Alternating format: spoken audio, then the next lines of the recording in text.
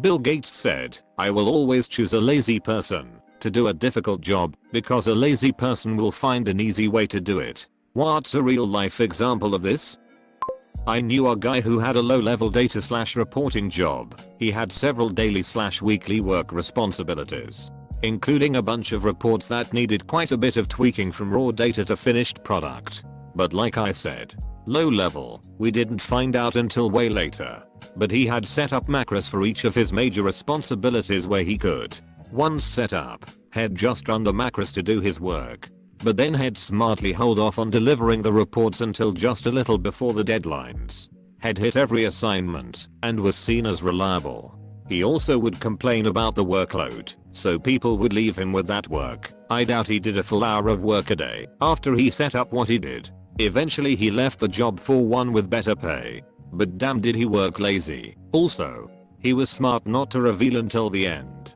Because had he told them about it, he would have gotten a pat on the back and would have been given a whole other workload. On top of maintaining those macros/etc. Dude milked the job, not the other way around. Any good at guy will find a way to automate his job so he can sit around browsing Reddit. I left my last size admin job and the next guy called me and asked how I was doing the work of 3 people. He was going through the daily playbook and was so far behind. I asked him if he was going through the manual playbook or the automated playbook, as I had left both on my desk. Evidently my former boss had taken the automated one to do the work in the interim and never told the new hire about it. I know a guy who did this, but he revealed it. The company shared the macros with all the employees. It made everyone's life easier, but they also got an increased workload. The company made a lot more money, and this guy made none of it. He didn't even get promoted. I created a macro which did data entry into an AS400 system from Excel, 100% accurate and 100 times faster. I never gave this information up. It saved me so many hours. I kept it quiet. Near the end of my career there I started helping coworkers, and productivity went through the roof. Needless to say, no raises for the department. So I basically left with the macro. I still have contacts there, and it's been 12+ years since I left. They still talk about the productivity levels of 2008 and try to blame the recession. This is the day-to-day working life of anyone who has ever been the only person in their office who knows how to code. When I was 20, I had a part-time student work position that involved managing the website at a small organization. One of my tasks was to update the landing page every day with the date, a little thing about the day, Happy International Women's Day, or today is Nelson Mandela's birthday, or whatever, an inspirational quote, and a link to a random article from our archives. The person who had the task before me was editing the HTML by hand every day. It wasn't a big task, but it was blocked out in my schedule for 8 AM to 8:30 AM every morning.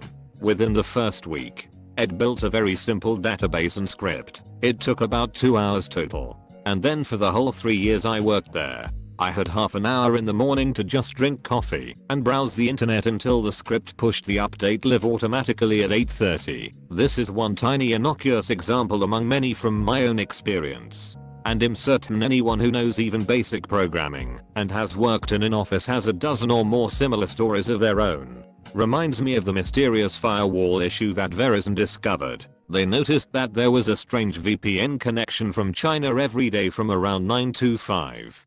This triggered an internal security audit which was unable to determine how the hacker was getting in. They eventually decided to roll out physical security keys to make the VPN more secure. This had the desired effect and the illicit connection stopped for around 1 week. Then they mysteriously started again. Their network team was baffled as to how this apparent hacker had penetrated their more secure setup. So they called in an external auditor to solve the mystery. It turned out that one employee had hired someone in China to do his work for him. He had several other jobs at other companies that were similarly outsourced to a much cheaper Chinese worker and was pocketing more than 1 meter per year in salary above what he paid his remote workers. He had always received exemplary reviews and had even turned down promotions when they had instituted the physical VPN tokens. The remote employee had been unable to connect while his token was being sent by FedEx. I did this too. I got assigned a new job and found that the work was very labor intensive. So I coded it and got a 40-week job down to about 4 hours on Monday. Then I went looking for other things to automate in the department. I automated our job routing system, which was manual at the time. And I automated customer letter production. And I automated another manager's job because they left and was going to give the work to me. Totally eliminated that job. Then I got promoted to it. And here I stay as a lowly space cadet 23rd class because a high up boss dislikes me and I can't get a promotion. For a time I worked at a Google data center. It was my first and only tech industry job. But as I had been a small business owner, I knew how important critical thinking was for efficiency and making an impact. So I took advantage of how we new techs were encouraged to think outside the box and even learn to write simple scripts to automate. So I did. There were obvious areas where time was wasted on epic levels. One such was grabbing machines to be fixed from the repair queue. Techs would sit down for 45 to 120 minutes per day waiting for and picking machines that they preferred to work on. So I wrote a script in which I could set the parameters and run in a single moment or passively through the data selectively grab machines the moment they hit the queue. Instantly. I saved many hours per week and my workflow surged. I didn't run it in a way which would grab more than I could reasonably do or in a way which would have a negative impact on my coworkers. Typically, I would run it to grab what I needed for the first 6 hours or so and then tweak it to grab just enough for the final push depending on how the morning went. It all went wrong the moment I shared that script with my manager and a few others with the intent to make it widely available to everyone. Instead of seeing the benefit of it, a few other temp techs, all of us hustling for the foot higher position and foot techs, complained. My mind was blown as I was actively giving it to others and not keeping it as a means to only enhance my own workflow. It appeared that my manager saw it as a divisive thing, and once a few started to complain, a target was lit up on my back. I was fired within a month. Another time I wrote a script with the assistance of another higher tier tech as I was just starting to learn during my breaks and lunchtime, and shared it with a weekend temp tech on a Friday. That next Monday I came in to hear other foot techs speaking highly of that same temp because he wrote a sweet script. It was my script. I said so, and they looked at me like I was the scum of the earth. This was the job in which I realized I was not cut out for office politics and I needed to just do my own thing. Moral of the story is to keep your script/code to yourself. Co-workers, as a whole, 100% look out for one and will cut your throat to get ahead. My brother gave my oldest nephew $10 a week if he did all his chores without needing to be told or complaining. One day he gets home early from work and sees the neighbor kid tossing a bag in the trash. He asks him what he is doing, and the kid says he gets $5 a week to take care of a few chores. My nephew outsourced his chores. Outsourcing and child labor? This kid's destined to be a Nike CEO one day, nephew. I tried doing that as a kid and got a slap on the back of the head. It was just my dad and I. We both hated doing the dishes, so they would stockpile. It got to the point where he offered to pay me $20 just to do them. Before I got around to it, we went down the road to my aunt's. I ended up offering my cousin $10 if he would come over and do the dishes. He accepted. I wasn't allowed to do that again. Lol, my brother was smart like this. My mom worked for Cadbury, and we each received a large batch of candy, tons of chocolate. My brother, not liking sweets, decided to sell them at school. Told his teachers it was a fundraiser, so he made easily over 75. Tons of other similar things like that. I plug clocks in at midnight so they're already set. Trip the main fuse in the house at midnight to do all the appliances too, lol. Same. My granddad puts a battery in a stopped clock in at the exact time it stopped, so he doesn't have to tweak it.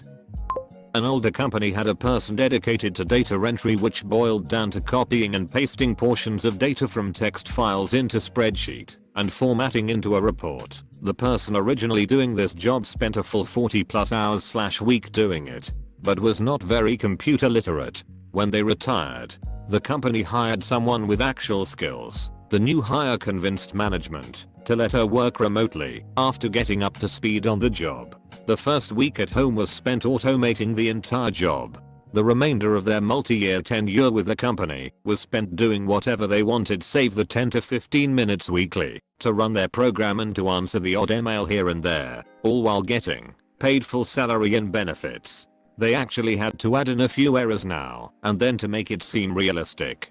An older company had a person dedicated to data entry, which boiled down to copying and pasting portions of data from text files into spreadsheet and formatting into a report. I've worked a few places that have people doing this. Usually when they retire, the job is given to some younger person that figures out how to do it in 10 minutes on top of the rest of their normal job.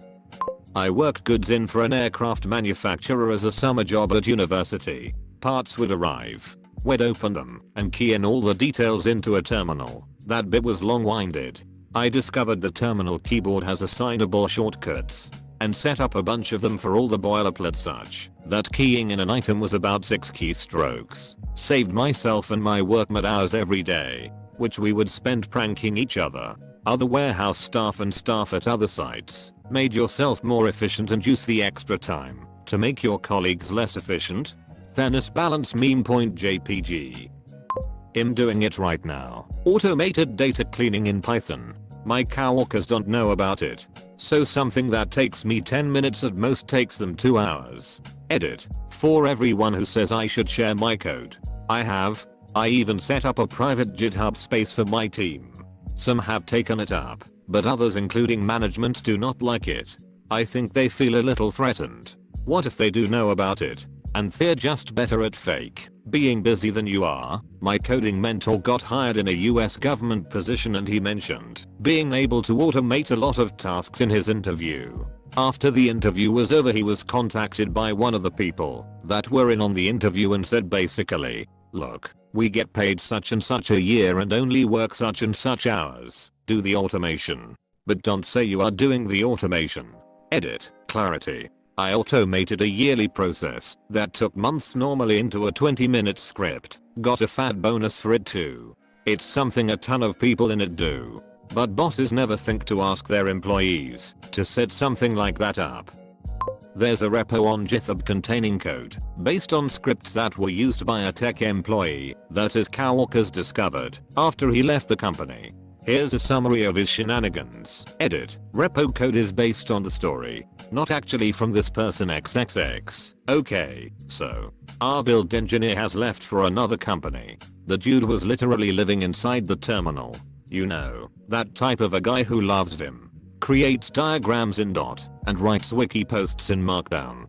If something, anything, requires more than 90 seconds of his time, he writes a script to automate that.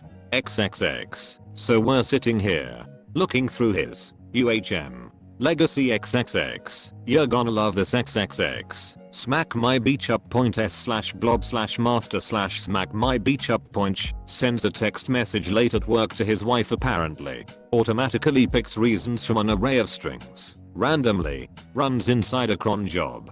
The job fires if there are active SSH sessions on the server after 9 PM with his login. XXX. Humor asshole point s/blob/master/ humor asshole point scans the inbox for emails from Humor DBA at our clients. Looks for keywords like help, trouble, sorry, etc. If keywords are found, the script shares into the client server and rolls back the staging database to the latest backup.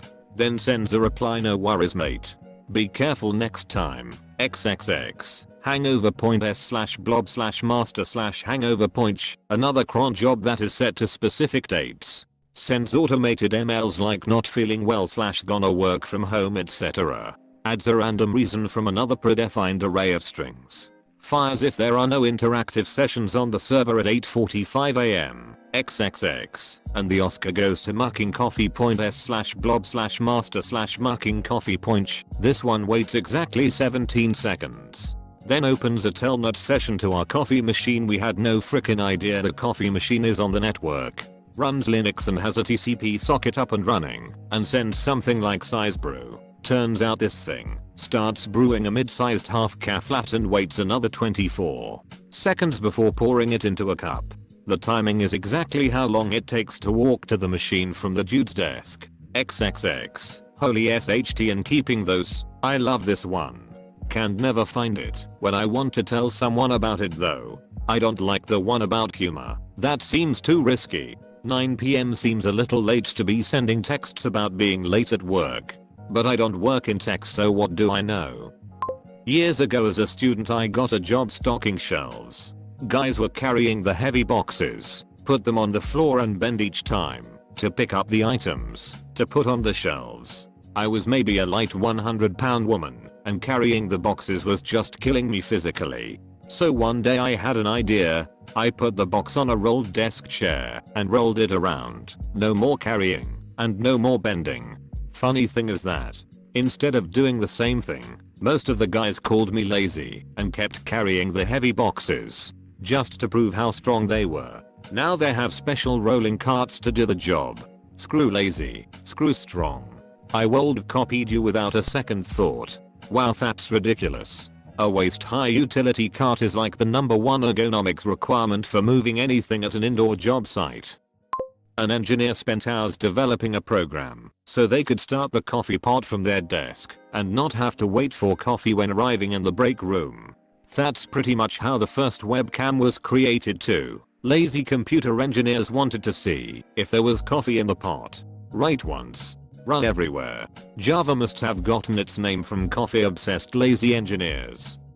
Every year in the Canadian winter, power lines would fail due to the weight of the snow. It took many days to build up enough to break a line, so they employed a team to walk the routes and shake the poles to loosen the snow. One day they saw a bear shaking the poles and realized that if they could get the bear to do it, they wouldn't need to walk the route. So they gave one guy a bucket of honey and had walk the route painting the sides of the poles with honey to attract the bears. It worked for a few more years, but this still takes a lot of time to do. So then they had the idea of flying a helicopter along the route with a trained sniper with honey paintballs that he'd shoot the poles with. On its maiden flight the helicopter passed the lines and the downdraft blew away all of the snow. The flights continue to this day, but without the sniper. Typus and grammar fixed by u/br thirdbird. Wait, what? Is this true? If so, perfect example, just had to Google it. I was invited to my friend's yearly apple picking. It was a full day of apples and kids, and filling a truck for the idea. I'm lazy and suggested we make the process more efficient with tarps on the ground. We managed in 2 hours what historically took all day. We didn't even get to the picnic lunch. Essentially, I ruined apple picking. IG. What did the tarp do to save time? I was delivering a pop-up bar to a fancy hotel, and they had a bunch of Japanese delegates staying for the event. One of the guys went up to his room about 2 AM and ran himself a bath. He fell asleep. When we came to pick up the bars, the roof over the reception was leaking, and the receptionist explained the story. They put out a bucket and cones, and every time we took stuff out to our van it got worse and worse. Lath and plaster ceiling. I suggested they get a tarp under that thing to save time cleaning up when it all falls in. We even got to see the walk of shame when their bus arrived. Deleted. Absolutely. I have seen many people who will simply pretend the work takes longer to finish because they know that if the boss finds out it can get done faster, they will get more work, but no reward of extra pay. Some workplaces will also make people dust or sweep floors if they finish their work early. Heaven forbid you just let them take off early because, 9 to 5. And going home early, but keeping the same amount of pay, definitely not going to happen. I had a boss that wouldn't even let me leave at 4:47 PM because I was scheduled till 5 o'clock. This was just a little office where I did not have appointments, customers, or clients. If you're faster than others at the same job, it might be appropriate to charge by the job and undercut others, but make more money by being able to do more jobs with your time. My ex-boss gave me an Excel sheet. 124.000 rows Excel sheet. Had all the company customer data per row, twice. In some of those duplicates there was an error. She needed me to go over the list one row by row to check for mistakes and mark all the faulty entries I could find. Through 124.000 rows, she wanted me to do that using the arrow down key in my mouse. I thanked her. I sat down, invested half an hour into Google, copy pasted some parts of this formula, then some parts of that. Finally I had figured out the formula. I double clicked the tiny rectangle so that the formula gets applied on all rows. Worked like a charm. I stood up, got myself a coffee, talked to some colleagues. Then I went to my boss. She had anticipated that I would need 3 days for this task. When I was back less than an hour later, she thought I hadn't understood the task or maybe a follow-up question. I will never forget the expression on her face when I told her I was done. There were 640 entries. A year and a half later I enrolled into computer science at university, where I will finish my undergrad this summer. Imagine doing it their way, to find 6 freaking errors. Bro, you're smart but not wise. Should have continued to talk to coworkers and browsed Reddit with coffee for at least another day, maybe a day and a half. Then told your boss you were done with the formula. You could have said, yeah, I spent like 8 hours the first day and another 4 today. Realized there must be a better way. Then spent like another 6 hours making this sick formula. And X200B, that way you get like 2.5 days of just chill plus all the benefits of showing your boss how capable you are with the automating things. OFC make it seem that this automation was a one-off thing, so she doesn't expect you to do it again. The clerk was asked to bring 145 white papers into the office. He doesn't want to count the papers manually, so he printed 145 blank sheets and took them in. Smart. He used a machine that counts as one of its functions, but not the primary function, to do the counting for him. It's just enough outside of the box that most people won't think to do it at all. 5G causes COVID-19. Epstein isn't dead. Reddit is China's female dog. Peace out female doges. Lookup is a gift from above. Lookup is on the new office builds. It's made me the happiest little Excel nerd. Back in high school a lot of kids used to walk through his park to get home/to school. A portion of the path went into the woods because it was just quicker than walking the actual trail. At one point in the walk through the woods, you had to go up this small but tedious hill. Nothing major, but it took like 10 seconds of hard work to go up it. You couldn't go around because one side was a small cliff to the creek below and other side had dense trees. One summer, a bunch of us got together and decided to just dig through that hill to make it flat. It took like 14 of us 3 good days to get through it. It was a hard 3 days, but it was definitely worth it. Saved 10 seconds of hill climbing every morning and afternoon. 150 plus days of the year. And it wasn't just us, but hundreds of other kids who took the same party every day. Sometimes you need to put in a lot of work so your future selves can enjoy the easy way out. Some future railroad surveyors right here. I don't know if this is a true story, but kind of fits your request. There was a manufacturing plant that made toothpaste. One year for some reason there ended up being an unusually high number of empty boxes being shipped out. So in order to stop that from happening, the head of the company hired a couple engineers to develop a system to catch any empty boxes so they didn't get shipped with the boxes that actually had the toothpaste tubes in them. The engineers developed a system that, if the box weighed below a certain amount, the system would stop and a worker would have to go remove the box and start everything up again. The person in charge loved the idea and implemented it immediately, and right from the get-go the number of empty boxes shipped dropped to near zero. The head of the company wanted to go see the system in action, so he goes and visits the plant one day and notices a huge fan right by the assembly line. Very confused as it wasn't hot, he asked the plant manager why the fan was there. The plant manager said the workers were tired of stopping what they were doing to remove an empty box, so they just hooked up a fan to blow the empty boxes off the scale before the system recognized it was empty and shut everything off. So laziness led to a more efficient and cost-effective plan. Lol, that urban legend has been going around forever. Seems to be a different product every time you hear it. Walkie-talkies. In every job I've ever had, these things make your day far less labor intensive if used correctly.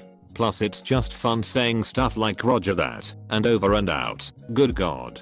I wish we had these things. Spent 20 minutes of my coffee break at 3 AM trying to call the plant in an area with next to no service so they could let me in the building because my dumbass left my wallet inside. Didn't get my coffee either. Does Alexander and the Gordian knot count?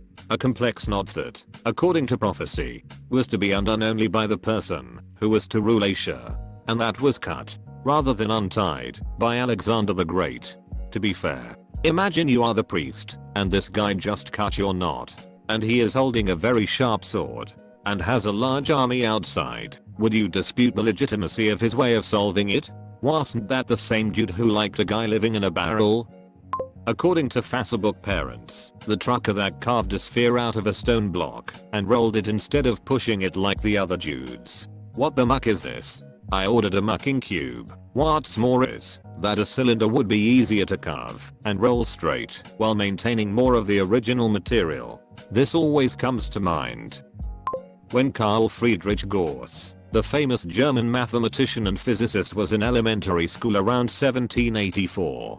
His class was assigned the busy work task of adding all the numbers from 1 to 100, 1 plus 2 plus 3 plus 4, and so on. This usually kept the class quiet for half an hour or so. 7-year-old Cole was sitting quietly with the correct answer 50-50, while the rest of the class was just starting, so the surprised teacher asked him how he came up with the solution. He replied that he added 1 and 100, and got 101. Then he added 2 and 99, and got 101. 3 plus 98, 101. And so on. He realized there was a pattern of 50 pairs of numbers with each pair adding up to 101, and 50x 101, 50-50. I wish I had this gift, to be inquisitive about number patterns. I don't trust or follow my instincts enough in maths.